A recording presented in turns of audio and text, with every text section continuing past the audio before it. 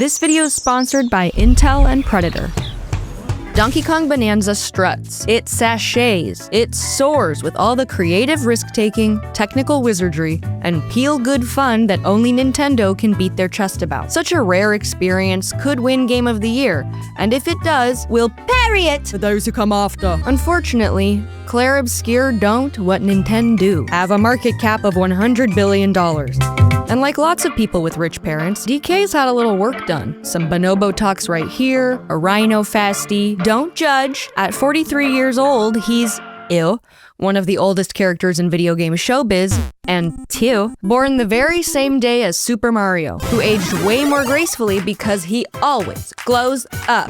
Mama. But when the genius behind Mario's most iconic makeovers announced that for his next trick, he'd turn a middle-aged literal gorilla into a cravat-wearing baddie serving TikTok face, "Make you my sweet and sexy chimp," the entire internet replied, "Don't. I can't watch this." Then, 3 months later, Oh, yes. Turns out, they didn't just reinvent Donkey Kong's appearance, they invented an entirely new kind of gameplay for him to identify with. And looking like a certified snack the whole time he's doing it wasn't enough to stop angry gamers from buying 3 times as many copies as Tropical Freeze, in which going shirtless in suspenders was not a temptation. The ripe new mechanic keeping Donkey's platformer fresh among a bunch of other platformers is that Donkey, being the intelligent primate that he is, thought, why use platform to go through level when go through platform do trick?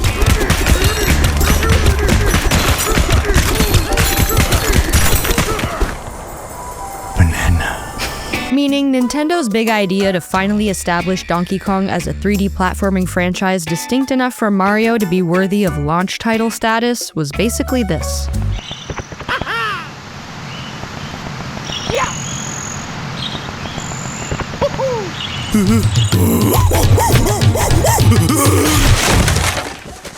Trust me, if you've played Donkey Kong Bonanza, Mario looks like an idiot right now. DK's is a fully destructible playground that amazingly never collapses under its own weight, because when it does, banana, it's where you were supposed to go anyway. What in the 2001 Space Odyssey was going on at Nintendo for it to dawn on them that giving customers the tools to pulverize 8 years worth of expensive game design was the best game design a $100 million market cap could buy?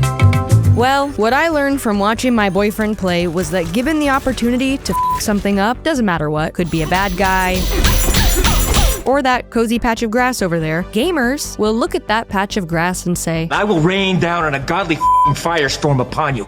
I am talking scorched earth, mother. I will massacre you. I will you up. The reason going apeshit on the game world succeeds without digging DK into a proverbial hole by letting him go so bananas that the game itself gets wiped off the map is because I'll wipe, and I'll wipe, and I'll wipe, and I'll wipe 100 times.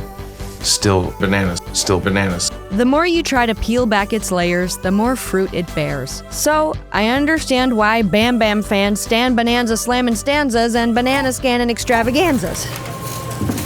Tony Danza. It delves deep into the dried-up well of collectathons, rips out a bedrock of Nintendo's foundation, and carves him a groundbreaking path back to the top of his game, and Mario's, at the pillar of platforming. That's why critics are calling it a masterpiece. But I'm not a critic. I'm a girlfriend. So, this isn't a review of Donkey Kong Bonanza. This is a review of what it's like to live with someone who plays Donkey Kong boyfriend. You can't do that on the balcony, buddy. Mom says it's too windy. Should your boyfriend play Donkey Kong Bonanza? Not in front of me! Did y'all forget what a girlfriend review is? Because I almost did. Oh no.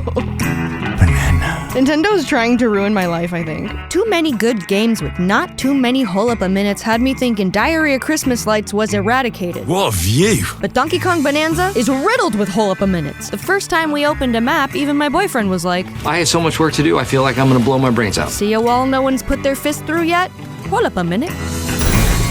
Banana. How about a dingleberry no one's thrown a rock at yet? Hold up a minute. Steady.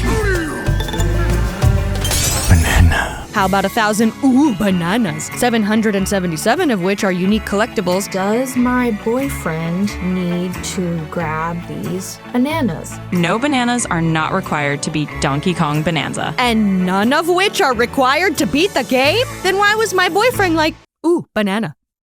Ooh, banana. Ooh, banana. Ooh, banana. Ooh, banana.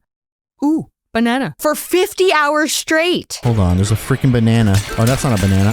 I'm sorry, miss. I thought you were a banana. To be fair, you look like a banana. It only took 2 bananas for me to realize this "you just got a banana" cutscene was gonna happen every time, like... I wonder how I can talk you out of ever making that face again. As for Donkey Kong's particularly violent case of diarrhea Christmas lights, it's terminal. For me, because I'd rather die than watch this goofy idiot go diving for dingleberries down a prolapsed watermelon ever again. Sorry I called him a goofy idiot, but did you ever take a good close look at these idiots? Did you ever look at one of them? They're goofy. His butt's out. They're goofy looking. His whole ass is out. And the whole plot spins around music.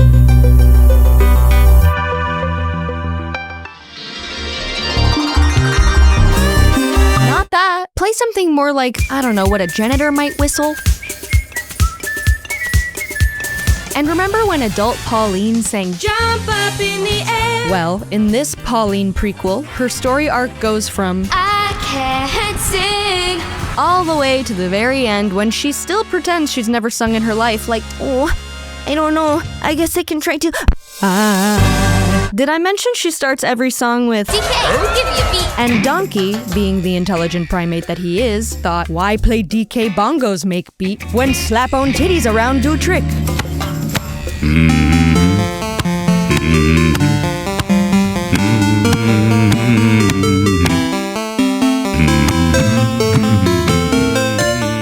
Hi guys.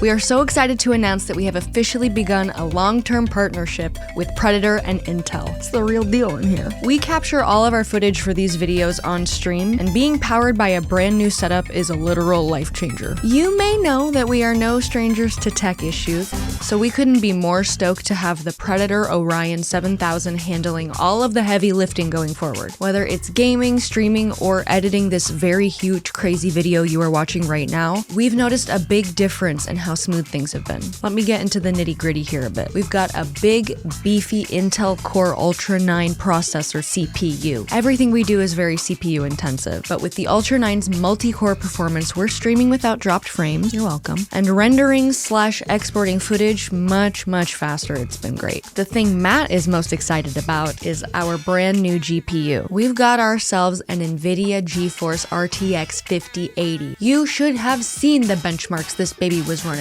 Ooh, things were buttery smooth. Finally, I would like to point out the patented Predator Cyclone X 360 cooling system. The design is pretty cool, pun intended, in that it actually removes the walls between the fans to boost airflow and efficiency. Combine those free-breathing fans with the CPU cooling liquid system, and we are keeping it frosty. And we're so excited to discover all the other aspects that will be improved as we get more acquainted. If you guys want to check out the Orion 7000 for yourselves, please visit the link in our description and head right on over to the Predator official website. Thank you so much again, Predator and Intel, for helping us out and sponsoring this video, and thank you guys for watching.